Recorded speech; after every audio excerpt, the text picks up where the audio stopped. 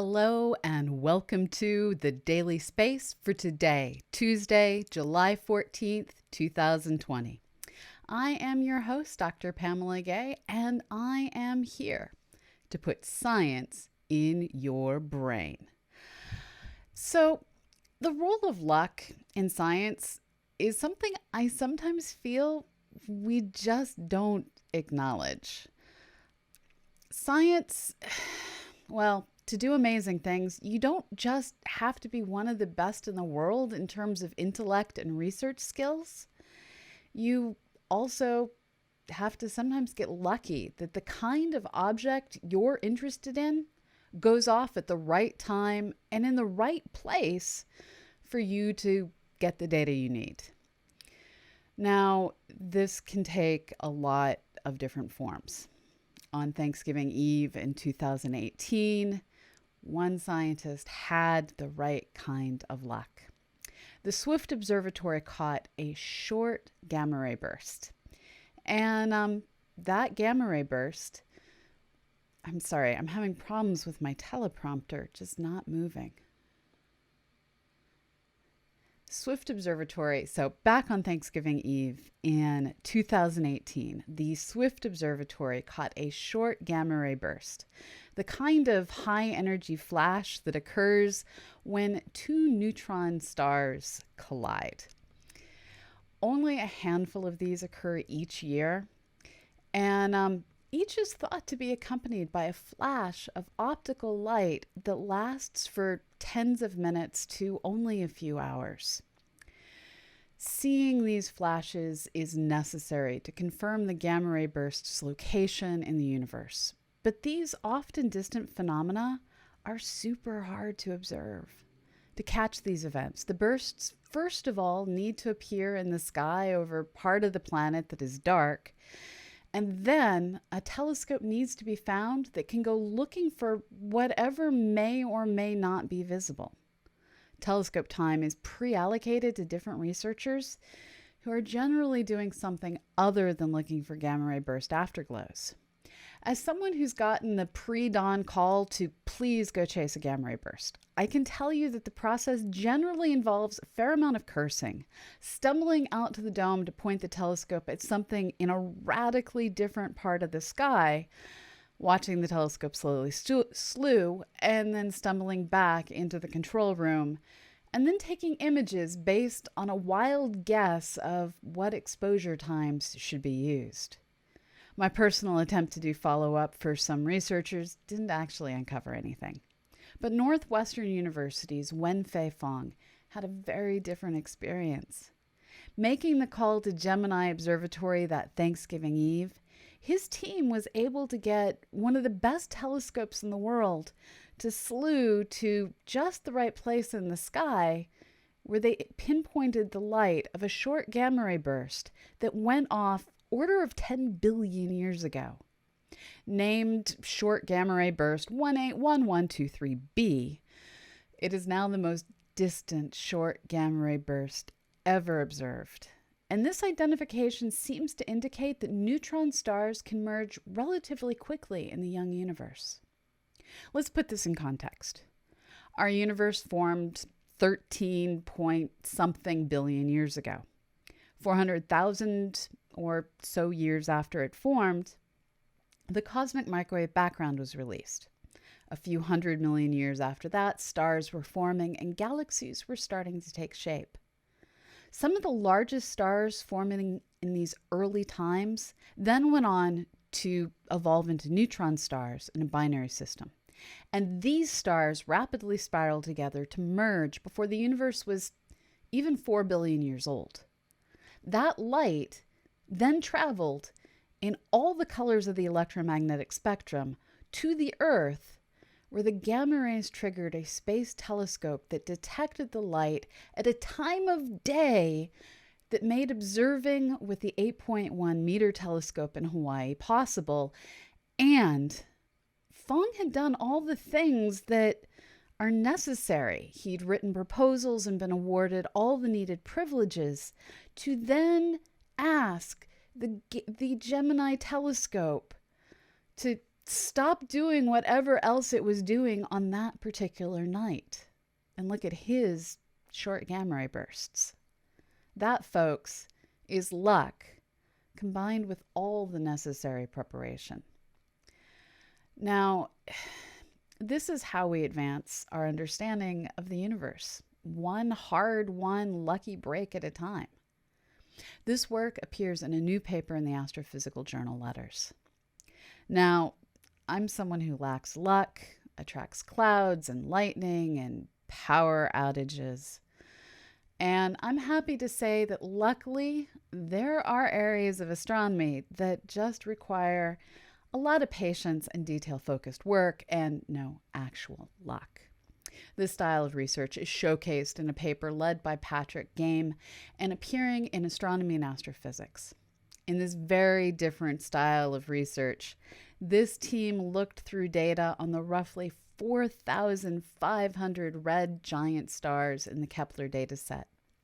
And they looked for stars that weren't behaving in the normal, boring red giant kind of ways. In general, red giant stars are placid and slowly rotate and don't have many or any star spots on their surface. These two factors are connected. A star's magnetic field is driven in part by the star's rotation rate, and it is that magnetic field that generates spots. Smaller, younger stars like our sun rotate quickly and have spots.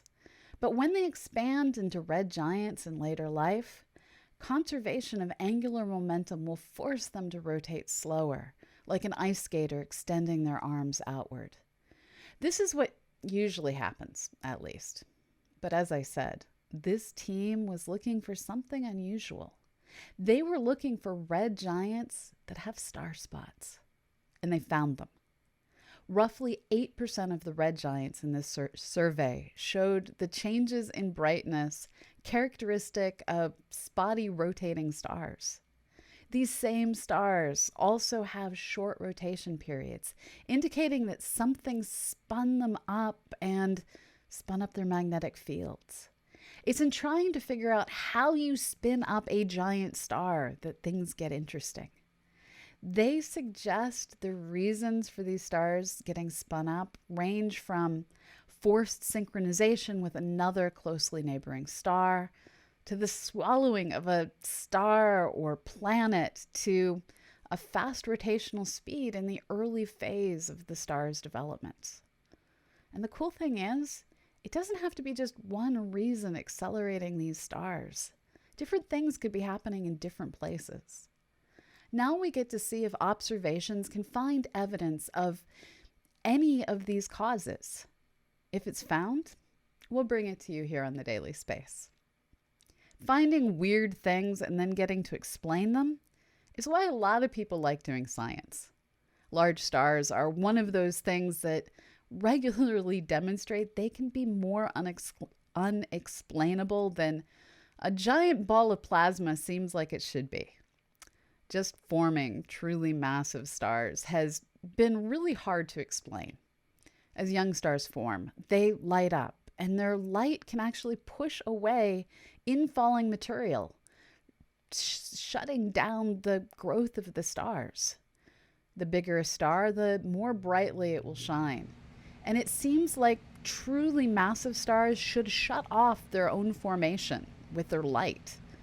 But since we see really massive stars, somehow they have to find a way to grow. Now, in a new paper in Nature, a team of astronomers led by Kai Shen offers up a set of observations that seem to explain what's going on. While observing the 12 solar mass protostar G358MM1, they were able to see light form knots in the protostellar disk that shined as masars.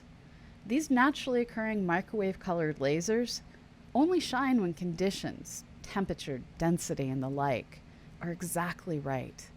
And the maser in G358MM1 appeared to turn on and off in ways that indicated the material in this particular protostellar disk is clumped up into spiral arms, and the clumps are falling into the star in ways that cause it to periodically flare up in brightness. According to Shen, G358MM1 is thus the first example of a massive protostar whose sudden increase in brightness clearly coincides with the formation of a spiral, a structure that suggests an unstable massive disk. As they explain it, in these systems, the disk material around the star is so massive that it becomes unstable. Its gravitational pull is such that it is pulling material from the surroundings onto itself. And as that material tries to flow toward the star, gravity from denser regions will pour more strongly, making these regions even denser, clumping the material up. The spiral structure that is seen is something that recurs throughout astronomy at different scales. And it wasn't surprising.